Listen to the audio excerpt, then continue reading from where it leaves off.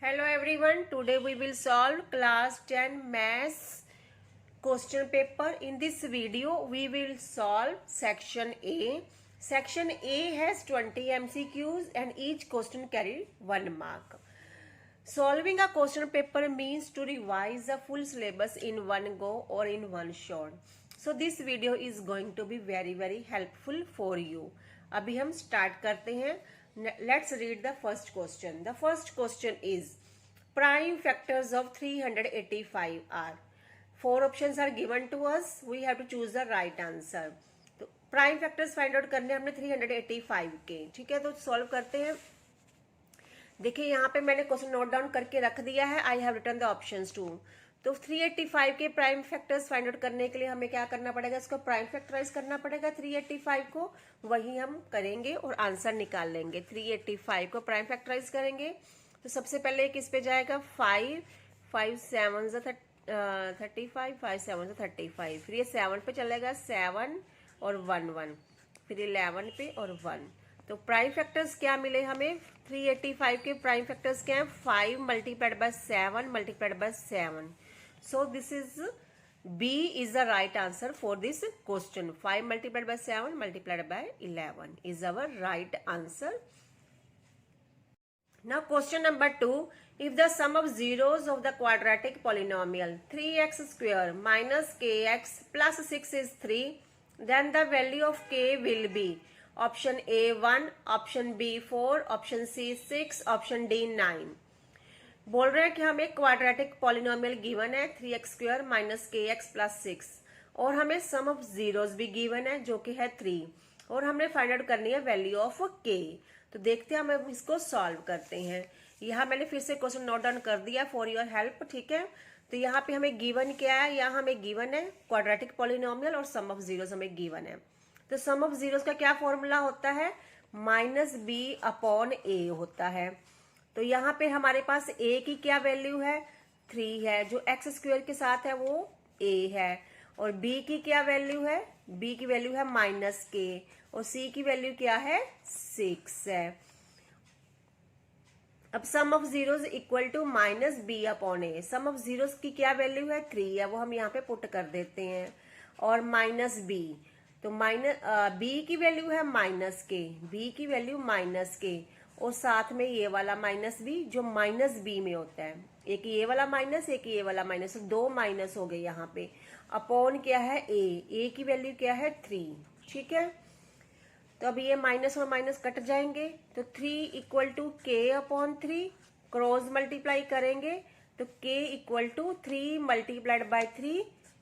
तो k की value हमारे पास आ जाएगी 9. तो k की क्या वैल्यू है, 9 है. तो हमारा कौन सी ऑप्शन राइट है, the option D is the right answer. Now question number 3. Question number 3.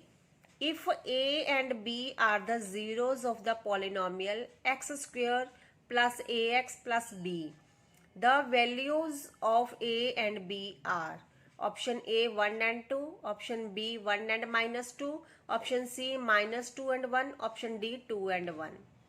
हमें यहाँ पे फिर से क्वाड्रेटिक पॉलिनोमियल गिवन है एक्स स्क्वायर प्लस ए एक्स प्लस बी, जो मैंने यहाँ नोट डाउन कर दिया है. और हमें क्या गिवन है कि ए और बी क्या है, जीरोस है इस पॉलिनोमियल की. तो हमें जीरोस भी गिवन है ए एंड बी. ठीक है, हमने फाइंड आउट करनी है value of A and B. तो value of A and B find out करने के लिए जब हमें जीरोस गिवन होती है तो हम क्या सॉल्व कर सकते हैं, सम ऑफ जीरोस और प्रोडक्ट ऑफ जीरोस लगा सकते हैं, यही फॉर्मूला. तो सम ऑफ जीरोस क्या है, -b अपॉन ए. तो यहाँ पे a की क्या वैल्यू है, यहाँ a की वैल्यू है 1, b की वैल्यू है ये a और c की वैल्यू है b. ठीक है, जो x स्क्वायर के साथ होता है 1, x के साथ b और जो कांस्टेंट होता है वो c होता है. अभी यहाँ पे है sum of zeros equal to -b upon a. Sum of zeros हमें क्वेश्चन में गिवन है a एंड b, तो ये हो गया a plus b. Sum of zeros equal to -b upon a. तो b की वैल्यू है a, तो ये हो गया -a अपॉन a हो जाएगा. -a अपॉन a की वैल्यू है 1. ठीक है, तो यहाँ पे अब हम इनको क्रॉस मल्टीप्लाई करेंगे तो a प्लस b जब 1 से मल्टीप्लाई होगा तो a प्लस b ही रहेगा इक्वल टू -a. अब यहाँ पे ये a इधर आ जाएगा तो प्लस हो जाएगा इक्वल टू, ये इधर आ जाएगा तो माइनस b, तो ये होगा 2b equal to minus 2a equal to minus b। यहाँ से हमें b की वैल्यू निकालनी हो तो हम क्या कर देंगे, माइनस 2a कर देंगे इक्वल टू b। ये माइनस को हम इधर ले जाएंगे तो b की वैल्यू हमारे पास आई है माइनस 2a। अब हम क्या करेंगे, प्रोडक्ट ऑफ जीरोस निकालेंगे। तो प्रोडक्ट ऑफ जीरोस का क्या फॉर्मूला होता है, प्रोडक्ट ऑफ जीरोस का फॉर्मूला होता है c upon a। Product of zeros हमें गिवन है तो a एंड b, तो a मल्टीप्लाइड बाय b हो गया equal to c upon a। c की वैल्यू क्या है b और a की वैल्यू क्या है 1, पुट कर दी हमने, क्रॉस मल्टीप्लाई करेंगे तो a multiplied by b equal to b हो जाएगा। यहाँ पे ये a इक्वल टू b, ये मल्टीप्लाई है b इधर तो इधर आके डिवाइड हो जाएगा तो b अपॉन b बन जाएगा, b अपॉन b को कट करेंगे तो 1, तो a की वैल्यू हमारे पास आ गई है 1। ठीक है, अब इस वैल्यू को हम यहाँ पे पुट करेंगे, पुट a इक्वल टू 1। जब a को यहाँ पे पुट करेंगे तो ये बन जाएगा minus 2 multiplied by 1 equal to b, तो माइनस 2 इक्वल टू b, तो b की वैल्यू हमारे पास आ गई है माइनस 2 और a की वैल्यू आ गई है 1। तो which is the right answer, 1 and minus 2, तो b is the right answer 1 and minus 2। This is our right answer. Now question number 4, what are the values of x and y for the following pair of linear equations. ठीक है, यहाँ पे हमें दो equations given है, 3x plus 2y equal to 7 and 4x plus y equal to 6 and options are a है 1 and 2, b है 2 and 2, c है 1 एंड 1, d है -1 एंड -1।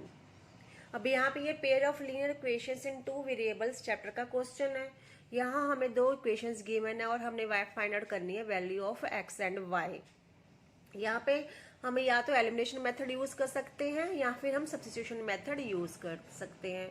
तो मुझे एलिमिनेशन मेथड ज़्यादा इजी लगता है, मैं यहाँ पे वो यूज़ करूँगी। आप सेकंड मेथड से भी सॉल्व कर सकते हैं। अब यहाँ पे एलिमिनेशन मेथड के लिए हमें क्या चाहिए होता है, हमें या तो x की वैल्यू सेम चाहिए होती है या y की वैल्यू सेम चाहिए होती है।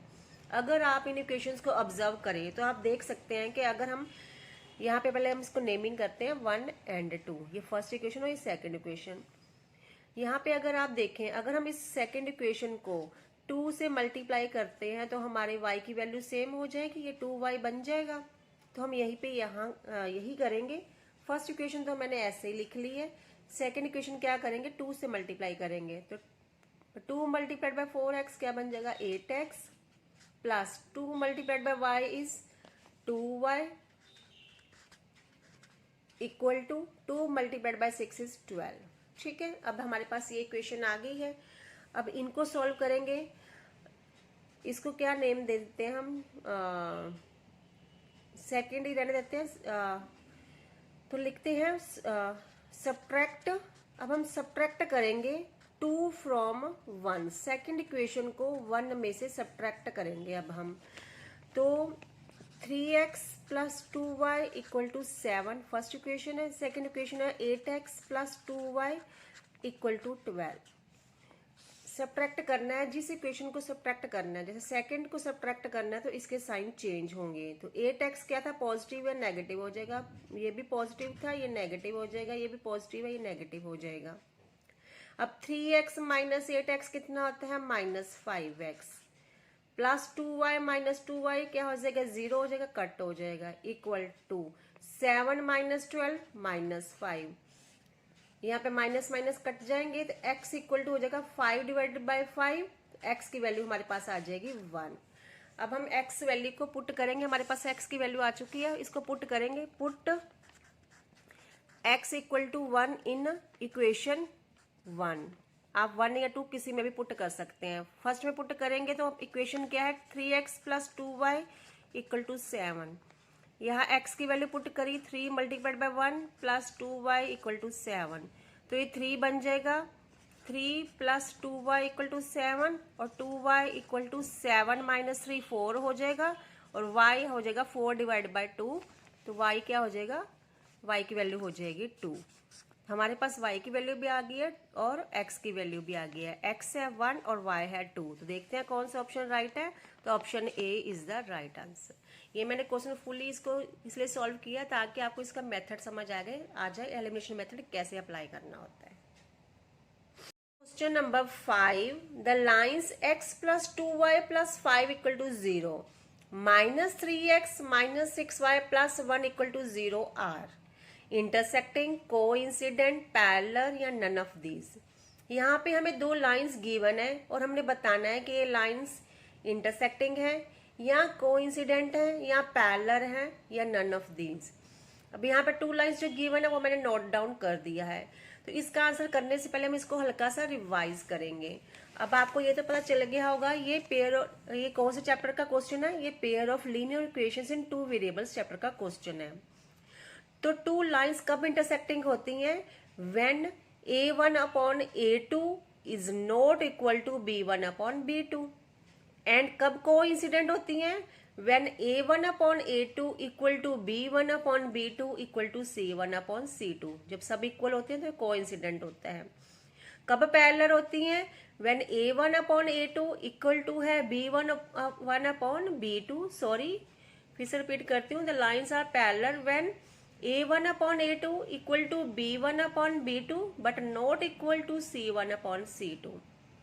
तो इनमें से कोई एक कंडीशन फुलफिल हो गई इन लाइंस की, ठीक है। तो देखते हैं कौन सी वाली कंडीशन हमारे पास आती है। तो सबसे पहले हम इसको सॉल्व करते हैं। तो यहाँ पे हमें देखना है कि a1 upon a2 equal to है कि नहीं b1 अपॉन b2 और इक्वल टू है कि नहीं c1 अपॉन c2 के। तो उसके लिए हमें a1 b1 की वैल्यू चाहिए। तो a1 कितना है? a1 है 1, फर्स्ट इक्वेशन से मिलेगा। b1 है 2 और c1 कितना है? c1 है 5 और a2 अब देखेंगे a2 कितना है सेकंड इक्वेशन में -3। b2 कितना है? -6 और c2 कितना है? 1। अब पुट करते हैं a1 upon a2 means 1 upon -3, b1 upon b2 2 upon -6, c1 upon c2 5 upon 1। तो यहाँ इसको सिंप्लीफाई कर सकते हैं। ये तो रहेगा 1 अपॉन -3, इसको सिंप्लीफाई करेंगे 2 1 सा 2, 2 3 सा 6। तो ये भी बन गया 1 अपॉन -3 और ये है 5 अपॉन 1। तो इसके according a1 upon a2 equal to है b1 upon b2 but not equal to c1 upon c2। तो ऐसा कब होता है? When the lines are parallel to each other then this condition comes, ठीक है। तो इट मीन्स द लाइंस क्या है? पैरेलल है हमारी इस क्वेश्चन में। तो answer C is the right answer. Now question number 6, the quadratic equation 2x square minus root 5x plus 1 equal to 0 has number A 2 distinct real roots, B 2 equal real roots, C no real roots, D more than 2 real roots। यहाँ पे हमें quadratic equation given है और हमने इसका right option choose करना है। तो इसको भी सॉल्व करने के लिए हम इसको पहले थोड़ा सा रिवाइज करेंगे ताकि आपको एग्जाम में कोई प्रॉब्लम ना हो।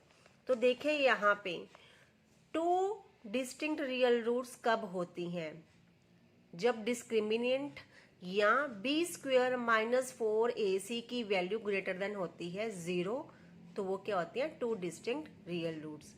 और जब b² - 4ac इक्वल टू होता है 0, तो वो क्या होती है? 2 इक्वल रियल रूट्स। और जब b² - 4ac की वैल्यू होती है लेस देन 0, तो हम कहते हैं कि हमें क्या मिली है? No real roots. तो इसके लिए हमें क्या करना पड़ेगा इस क्वेश्चन को सॉल्व करने के लिए? पहले b² - 4ac मीनिंग डिस्क्रिमिनेंट की वैल्यू निकालनी पड़ेगी। वो हम निकालते हैं यहाँ पे। तो हमने क्या निकालना है? d equal to b² - 4ac। देखते हैं इसकी वैल्यू क्या आती है। तो इसके लिए हमें पता होना चाहिए a क्या है? 2 है, b क्या है? -√5 है और c क्या है? 1 है, ठीक है। c है 1, पुट कर देते हैं। तो d equal to B square minus 4ac, B square minus √5 का square minus 4 multiplied by A multiplied by C. ठीक है, अब √5 को √5 से मल्टीप्लाई करते हैं तो हमें 5 मिलता है, तो माइनस √5 को माइनस √5 से मल्टीप्लाई करेंगे तो हमें 5 ही मिलेगा। 5 minus 4 multiplied bye 2 multiplied by 1 is 8, तो 5 माइनस 8 क्या होता है, -3 होता है। और -3 क्या है, ग्रेटर देन है या लेस देन है 0 से, तो -3 is less than 0।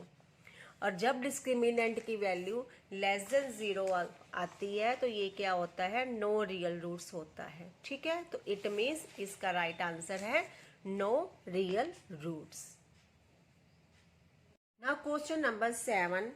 The roots of the equation 9x square minus bx plus 81 equal to 0 will be equal if the value of b is option A plus minus 9 plus minus 18 plus minus 27 plus minus 54।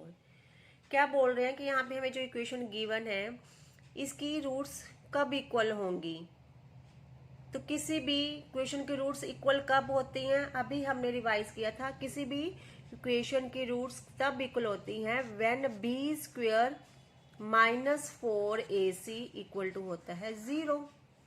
ठीक है, और हमने value find out करनी है B की, तो देखते हैं कब ये 0 आता है। हम क्या करेंगे, बच्चे क्या करते हैं, इन सब वैल्यूज को एक एक बार पुट करेंगे और देखेंगे कि वैल्यू कब 0 आ रही है। यहाँ पे नहीं, ऐसा नहीं करना है आपने क्या करना है, यहाँ b की वैल्यू डायरेक्टली फाइंड आउट कर लेनी है। तो यहाँ पे इक्वेशन के अकॉर्डिंग हमारे पास a की वैल्यू है 9, b की वैल्यू है -b और c की वैल्यू है 81। इसको हम पुट करते हैं, तो b की वैल्यू क्या है, -b स्क्वेयर -4 इंटू 9 इंटू 81, तो ये हो जाएगा बी स्क्वेयर -4 9 36 36 को 81 से मल्टीप्लाई करेंगे तो हमें मिलेगा 2916 इक्वल टू 0, तो है ही है। तो बी स्क्वेयर हो गया, ये उधर जाएगा प्लस हो जाएगा 2916, तो बी की वैल्यू निकालने के लिए इसका रूट करना पड़ेगा 2916। अब आपको लॉन्ग डिवीजन मेथड तो आता होगा, उसके अकॉर्डिंग आप देखेंगे। मैं यहाँ सॉल्व कर देती हूँ, अगर आपने इसका मेथड समझना होगा तो आप मुझे कमेंट कर सकते हैं। ठीक है, मैं आपको इसका मेथड बता दूंगी कमेंट का, सॉरी इसका लॉन्ग डिवीजन मेथड का कैसे सॉल्व करेंगे इसको।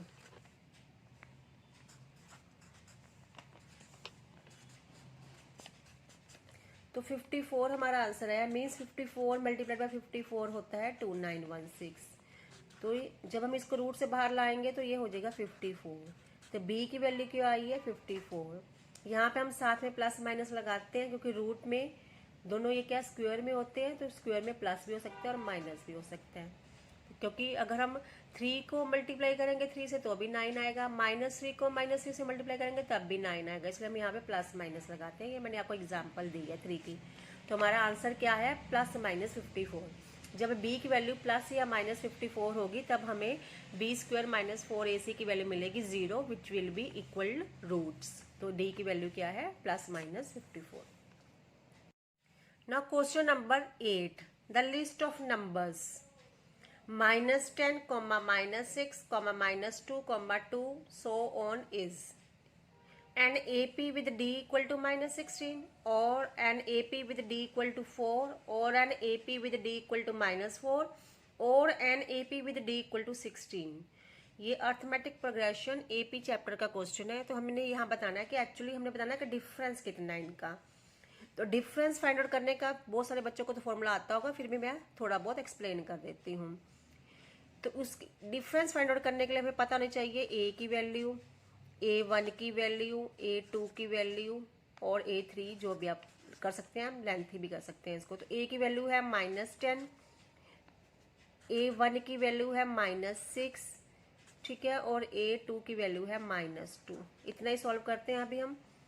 तो सबसे पहले हम इसमें से इसको माइनस करते हैं। A1 में से A को माइनस करेंगे तो -6 माइनस क्या करेंगे, -10 करेंगे। इसमें से ये -10 है, ये हो गया -6 माइनस माइनस +10। तो 10 - 6 कितना होता है, 4। फिर हम करेंगे इसमें से इसको माइनस, इसमें से A2 में से A1 को minus, A2 minus A1, A2 कितना है -2 माइनस A1 कितना है -6, तो -2 + 6 - 2 = 4। तो डिफरेंस क्या आ रहा है, ये हमने डिफरेंस का फॉर्मूला लगाया है, डिफरेंस क्या आ रहा है, 4 आ रहा है। तो it is an AP with difference 4। B is the right answer. Now question number 9. The sum of first 16 terms of an AP 10, 6, 2 is A option -320, B 320, C -352, D -400। यहाँ पे हमें गिवन है एक AP और हमने फाइंड आउट करना है sum of first 16 terms. तो सम ऑफ फर्स्ट 16 टर्म्स हमने फाइंड आउट करना है, तो हमें SN का फॉर्मूला लगाना पड़ेगा। तो SN का फॉर्मूला क्या होता है, n/2 2a + n-1 × D।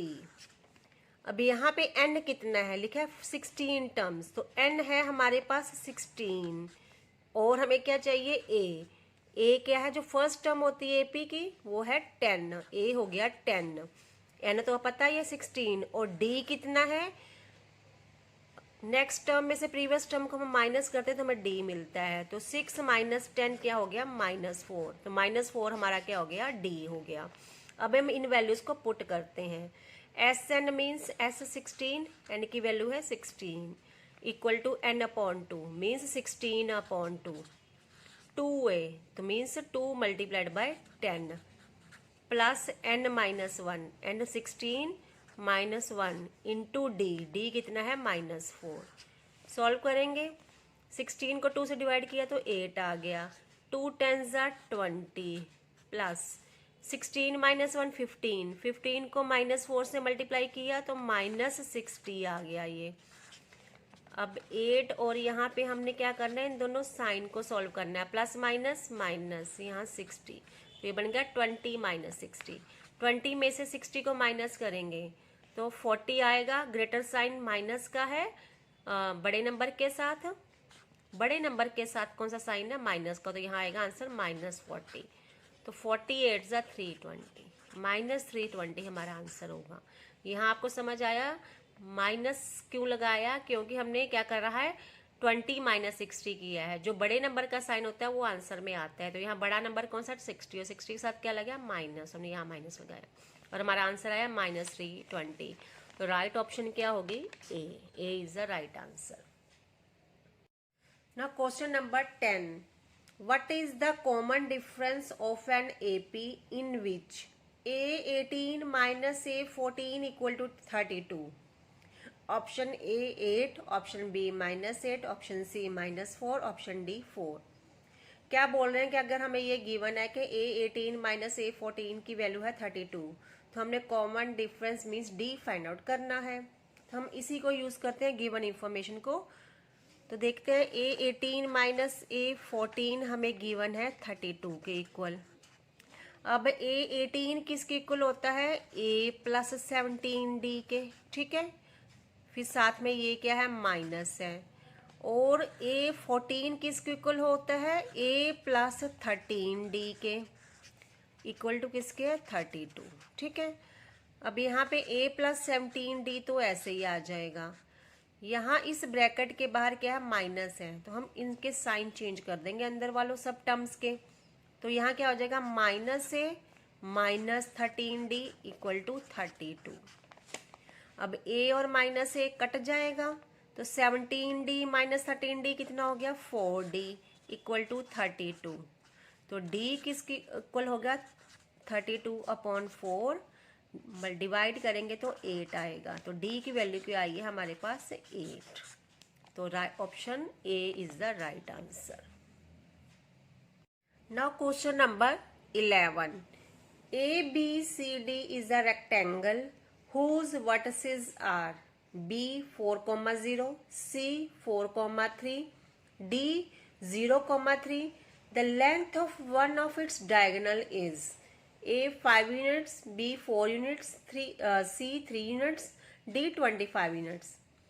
तो यहाँ पे हमें एक रेक्टेंगल गिवन है ABCD, जिसके हमें वर्टिसेस गिवन है, 3 वर्टिसेस हमें गिवन है और हमने फाइंड आउट करनी है length of one of its diagonal. किसी एक डायगोनल की लेंथ को फाइंड आउट करना है। तो सबसे पहले हम क्या करेंगे, यहाँ पे रफली एक रेक्टेंगल ड्रॉ कर लेते हैं। ठीक है, तो इसको नेमिंग कर देते हैं ABC एंड D। तो यहाँ पे हमें B की वैल्यू गिवन है 4,0, C की वैल्यू गिवन है 4,3 और D की वैल्यू गिवन है 0,3। और यहाँ हमने किसी एक डायगोनल की लेंथ फाइंड आउट करनी है। अब देखिए यहाँ पे 2 डायगोनल बनते हैं रेक्टेंगल में, एक तो जब हम A और C को ज्वाइन करेंगे, एक जब हम B और D को ज्वाइन करेंगे। तो उन्होंने बोला किसी एक डायगोनल की लेंथ फाइंड आउट करो। तो हम किस डायगोनल की लेंथ फाइंड आउट करेंगे, BD की लेंथ फाइंड आउट करेंगे, BD डायगोनल की लेंथ फाइंड आउट करेंगे। क्यों? क्योंकि अगर हम AC की फाइंड आउट करते हैं हमारे पास A की वैल्यू नहीं है, लेकिन अगर हम BD डायगोनल की वैल्यू फाइंड आउट करते हैं तो हमारे पास B की वैल्यूज भी हैं और D की भी हैं। अब यहाँ पे हम फॉर्मूला कौन सा लगाएंगे, ये आपको पता चला गया होगा, ये कोऑर्डिनेट ज्योमेट्री चैप्टर का क्वेश्चन है। तो यहाँ पे हमने BD की वैल्यू फाइंड आउट करनी है, मीन्स BD का डिस्टेंस फाइंड आउट करना है, BD की लेंथ फाइंड आउट करनी है। डिस्टेंस फाइंड आउट करना है तो हम क्या करेंगे, डिस्टेंस फॉर्मूला लगाएंगे यहाँ पे। ठीक है, तो डिस्टेंस फॉर्मूला आपको आता होगा, क्या होता है, x2 minus x1 whole square plus y2, ये प्लस है, माइनस y1 होल स्क्वायर। ठीक है, इस पूरे के ऊपर रूट है। तो ये डिस्टेंस किसका है, BD का है। तो हमारे पास x2 x1 सब कुछ गिवन है हमें क्वेश्चन में। ये देखिए हम किसको यूज कर रहे हैं, B को यूज कर रहे हैं और D को यूज कर रहे हैं। तो ये वाली टर्म्स क्या होगी, x1 और y1 होगी। तो x कितना हो गया 4 और y कितना हो, y1 कितना हो गया 0। ये क्या हो गया, x2 और y2 हो गया।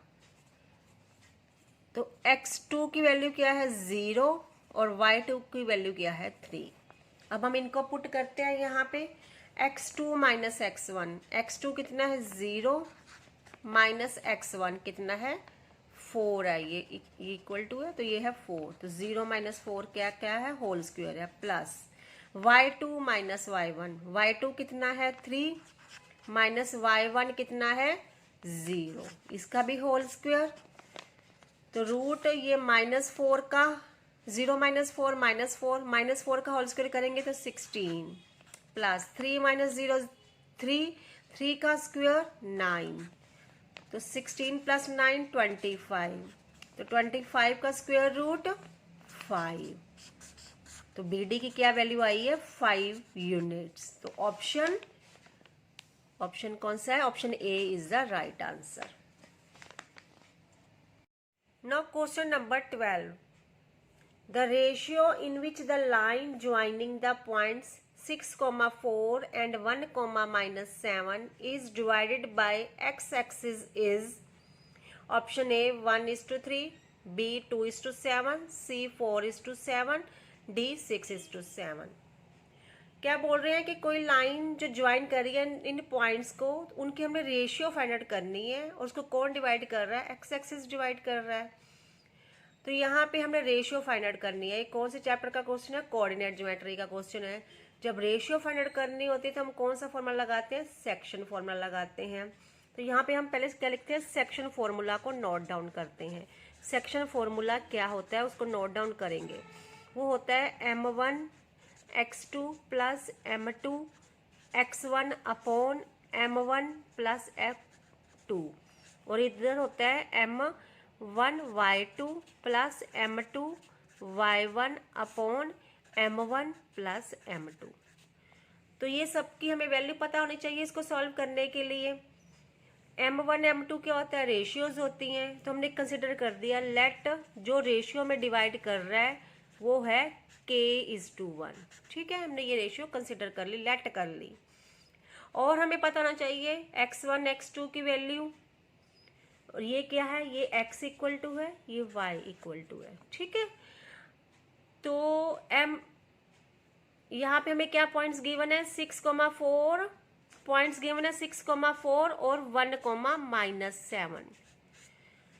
तो यहाँ पे हमारा पे x2 क्या होगा, ये x1 y1, ये x2 y2। तो x1 हो गया 6, y1 हो गया 4, x2 हो गया 1, y2 हो गया -7। और यहाँ पे हमें एक और बात और नोट कीजिए, क्या गिवन है, is divided by x axis. जब ऐसा लिखते हैं कि एक्स एक्सिस उसको डिवाइड कर रहा है, तो 4x एक्सिस जब ऐसा होगा तो y क्या होगा, 0 हो जाएगा। ठीक है, तो y अगर 0 है तो x, y की वैल्यू तो 0 आ गई, x ही रहेगा यहाँ पे। तो यहाँ पे हम वैल्यूज पुट करेंगे। अब x is equal to m1 x2, m1 जो रेशियो होती है ये m1 हो गया k और m2 हो गया 1, m1 m2। तो m1 x2, m1 k, x2 1, k into 1 plus m2 x1, m2 कितना है 1, x1 कितना है 6, तो 1 मल्टीप्लाइड बाय 6। ठीक है, upon m1 plus m2 means k plus 1। इधर है y equal to m1 y2, m1 कितना है k, y2 कितना है -7, k into -7 plus m2 y1, m2 कितना है 1 मल्टीप्लाइड बाय y1 कितना है 4 upon m1 plus m2 means k plus 1। अब यहाँ पे इसको सॉल्व करेंगे, x is equal to k into 1 k plus 1 into 6 upon k plus 1 equal to y की वैल्यू हमारे पास है 0, यहाँ इक्वल टू नहीं लगाना, यहाँ कॉमा लगाना है। तो यहाँ y की वैल्यू है 0 equal to -7k plus 4 upon k plus 1। अब यहाँ पे हम k की वैल्यू किसको सॉल्व करके निकाल सकते हैं, इस इक्वेशन को अगर हम सॉल्व करें तो निकाल सकते हैं। इसको क्रॉस मल्टीप्लाई करेंगे तो ये तो k प्लस 1 0 से मल्टीप्लाई होगा, ये 0 हो जाएगा। और ये -7k प्लस 1 से मल्टीप्लाई होगा, 0 के नीचे कुछ नहीं है मीन्स 1 है, तो ये एज इट इज रहेगा। तो क्या बन जाएगा, -7k प्लस 4 इक्वल टू 0 और -7k इक्वल टू 0। ये प्लस इधर आके माइनस हो जाएगा, -0 -4 हो गया, -7k equal to -4, minus minus कटा, k इक्वल टू 4, ये इधर मल्टीप्लाई रखकर डिवाइड हो जाएगा 4/7। तो रेशियो क्या आ गई 4:7। ठीक है, तो हमने सेक्शन फॉर्मूला से रेशियो को फाइंड आउट किया है। इसमें क्या गिवन था, एक्स एक्सिस गिवन था, तो y क्या हो जाएगा 0 हो जाएगा। बाकी वैल्यूज हमें गिवन पॉइंट्स में से मिलेंगी, x1 x2 y1 y2 की, और रेशियो जो हम लेट करेंगे k:1, वहाँ से हमें m1 m2 मिलेगा। इनको हम पुट करेंगे तो कौन सी इक्वेशन को सॉल्व कर सकते हैं हम जहाँ पे y 0 था उस इक्वेशन को सॉल्व कर सकते थे। उस इक्वेशन को सॉल्व करके हमने रेशियो निकाल ली which is 4:7। So option C is the right answer. Now question number 13, 3 points lie on a vertical line. Which the following could be those points? क्या बोल रहे हैं कि 3 पॉइंट्स वर्टिकल लाइन बना रहे हैं या फॉर्म कर रहे हैं या लाई कर रहे हैं इसके ऊपर, तो वो 3 पॉइंट क्या होंगे। अब देखो वर्टिकल लाइन का क्या मीनिंग है, ये आपको ग्राफ बनाना पड़ेगा। इसके लिए हम रफली यहाँ पे ग्राफ बनाते हैं यहाँ पे, ठीक है। तो ये क्या होती है, एक्स एक्सिस होती है, ये होती है वाई एक्सिस, ठीक है।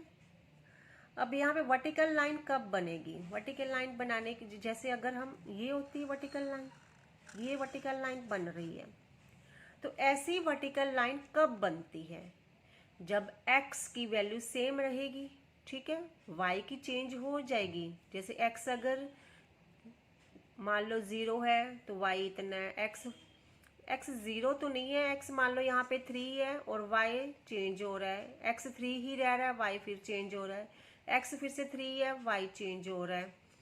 तो इट मीन्स x की वैल्यू हमेशा सेम रह रही है। जब x की वैल्यू सेम रह रही होती है तो हमें वर्टिकल लाइन मिलती है। तो यहाँ हम गिवन पॉइंट्स में यही करेंगे कि जिनमें x की वैल्यू सेम होगी वो हमारा आंसर हो जाएगा। अब देखिए इसमें x की वैल्यू सेम है, नहीं, ये 0, 4 और 0 है, नहीं सेम। यहाँ है x 4, 5 और -12, नहीं सेम। यहाँ x की वैल्यू है -8, -8, -8। यहाँ x की वैल्यू सेम है लेकिन y की चेंज हो रही है। हमने x की वैल्यू को देखना है कि x की वैल्यू सेम होनी चाहिए। तो ये हमारा आंसर हो सकता है। D है -8, -8, 8। तो यहाँ भी x की वैल्यू सेम नहीं है। तो किस में सेम है? सी ऑप्शन में। जब x की वैल्यू सेम होगी तब क्या बनेगी? वर्टिकल लाइन फॉर्म होगी। तो option C is our right answer. Question number 14, cos 1 degree multiplied by cos 2 degree multiplied by cos 3 degree multiply by so on and multiplied by cos 90 degree is equal to option A 0, option B 1, option C 1/2, option D -1। क्या बोल रहे हैं? अगर हम इन सभी की values को multiply करें तो हमें आंसर क्या मिलेगा? तो यहाँ पे बहुत कॉमन सेंस की बात है, इन सब की वैल्यूज को मल्टीप्लाई करने की नीड नहीं है। आप सिंपली ये नोट कीजिए कि cos 90 डिग्री की क्या वैल्यू होती है? cos 90 डिग्री इक्वल टू होता है 0। और अगर हम 0 को किसी से भी मल्टीप्लाई करते हैं, किसी भी वैल्यूज को मल्टीप्लाई करें तो हमें आंसर 0 ही मिलेगा। तो हमारा ऑप्शन है A is the right answer, 0। Now question number 15. Given that sin alpha equal to 1/2 and cos beta equal to 1/2, then the value of alpha plus beta is option A 0 degree, option B 30 degree, option C 60 degree, option D 90 degree। अब हम given information देखते हैं। यहाँ पे हमने alpha plus beta की value find out करनी है। गिवन क्या है? हमें साइन अल्फा इक्वल टू 1/2 और हमें क्या गिवन है? Cos beta equal to 1/2। अब आप देखें, अगर आप ट्रिग्नोमेट्रिक टेबल को देखें तो यहाँ पे साइन 30 डिग्री 1/2 है और कोस 60 डिग्री 1/2 है। ठीक है, ये देखिए आप यहाँ पे साइन अल्फा 1/2, तो हम लिख सकते हैं साइन 30 डिग्री इक्वल टू 1/2। इधर भी देख लीजिए कोस बीटा इक्वल टू 1/2, तो हम लिख सकते हैं कोस 60 डिग्री इक्वल टू 1/2। ठीक है, हमने वैल्यूज के अकॉर्डिंग यहाँ पे डिग्रीज लिख दी हैं। तो कोस 60 डिग्री इज इक्वल टू 1/2। तो यहाँ से हमें क्या पता चला? अल्फा किसके इक्वल होगा? 30 डिग्री के इक्वल हो जाएगा। और बीटा किसके इक्वल हो जाएगा? 60 डिग्री के इक्वल हो जाएगा। और हमने फाइंड आउट क्या करना है? Alpha plus beta. तो अल्फा कितना है? 30 डिग्री प्लस बीटा कितना है? 60 डिग्री। तो कितना हो गया 30 प्लस 60? 90 डिग्री। तो हमारा आंसर क्या है? D, 90 degree. Now question number 16. The probability of getting a bad egg in a lot of 400 is 0.035. The number of bad eggs in the lot is option A 7, option B 14, option C 21, option D 28। क्या बोल रहे हैं कि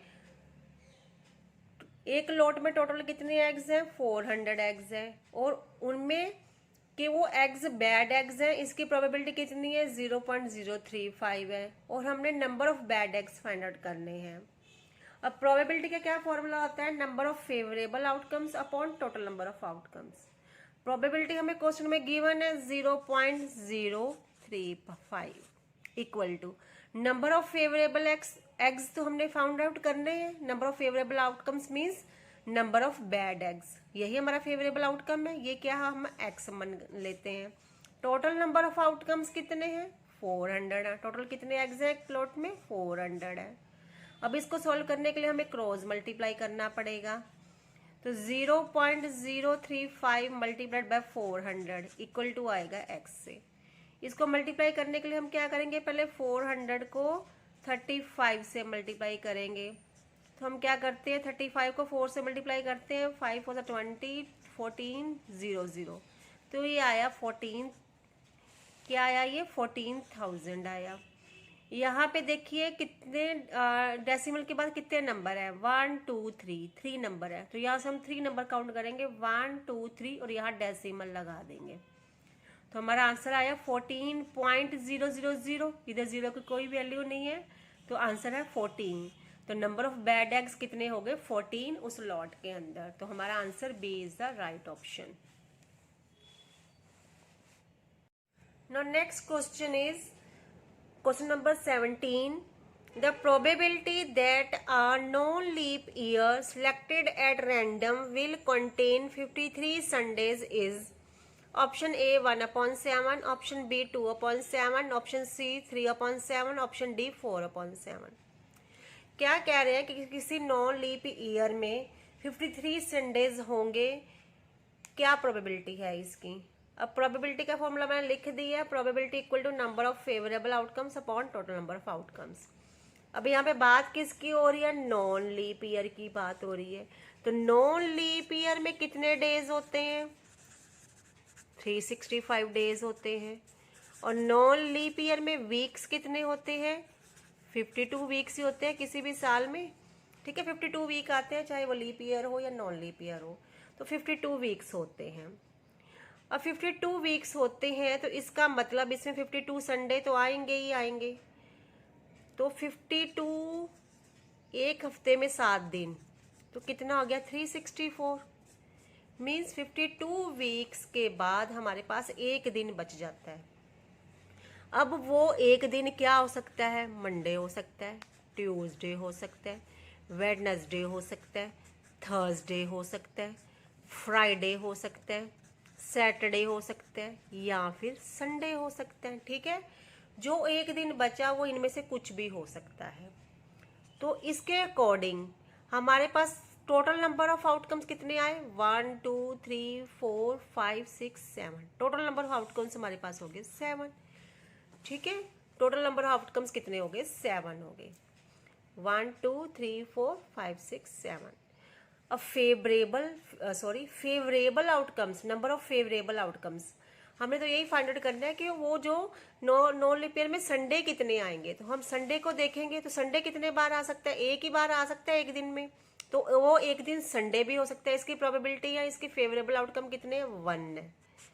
ठीक है, तो क्या probability होगी, 1/7। ठीक है, तो हमारा राइट आंसर क्या है, 1/7। Now question number 18. If an event cannot occur, then its probability is option A 1, option B 3/4, option C 1/2, option D 0। क्या कह रहे हैं कि कोई इवेंट अक्कर ही नहीं हो सकता या हो ही गया नहीं, तो उसकी प्रोबेबिलिटी क्या होगी। जो इवेंट अक्कर नहीं होगा, जो हैपन नहीं होगा, तो उसकी प्रोबेबिलिटी भी 0 ही होगी ना। जो कभी हैपन ही नहीं हुआ इट मीन 0, तो प्रोबेबिलिटी क्या हो गई, 0। तो option D is the right answer. Question number 19. This question is related to assertion and reasoning. We solve it from the question paper only. The question is the HCF of two numbers is 16 and their product is 2592. Then their LCM is 162. ये हमारे पास assertion है। और reason है, if A and B are two positive integers then HCF multiplied by LCM equal to A multiplied by B. तो हम देखते हैं पहले कि हमारा असर्शन राइट है नहीं राइट है।